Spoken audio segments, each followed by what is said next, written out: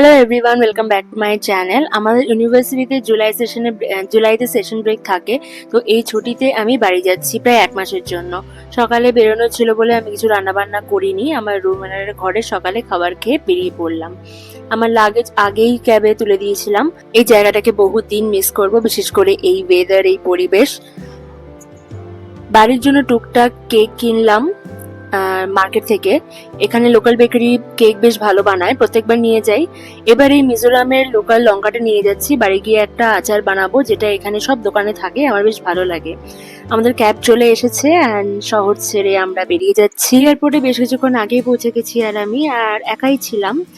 এই এয়ারপোর্ট এত সুন্দর যে যেখানে বসে থাকি সেখান থেকে পাহাড় দেখা যায়। কিছুক্ষণ রিলস শট এসব দেখে টাইম কাটিয়ে দোকানগুলোর দিকে গেলাম। এয়ারপোর্টে যে দোকানগুলো থাকে, এই দোকানের জিনিসগুলোর খুব বেশি দাম না, কিন্তু কিছু কিনতে ইচ্ছা করলো না।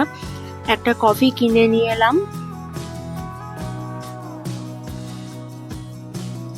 আর হ্যাঁ, আমার কাপটা এত ভালো লেগেছে যেটা আমি ধুয়ে বাড়িতে নিয়ে যাচ্ছি। দেখতে দেখতে বোর্ডিং এর টাইমও হয়ে এসছে।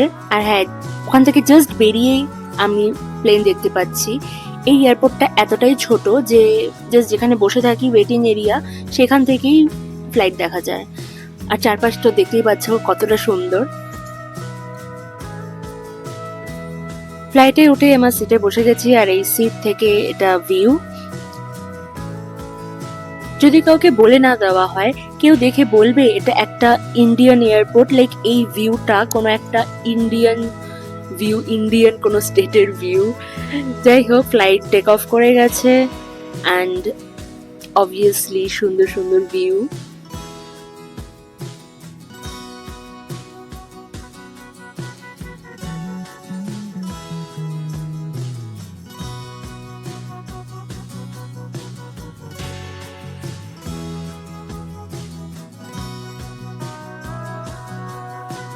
আমার যেহেতু ফ্লেক্সি টিকিট কাটা ছিল, তাই এই জাংলি স্যান্ডউইচ আর একটা জুস ফ্রি পেয়েছি।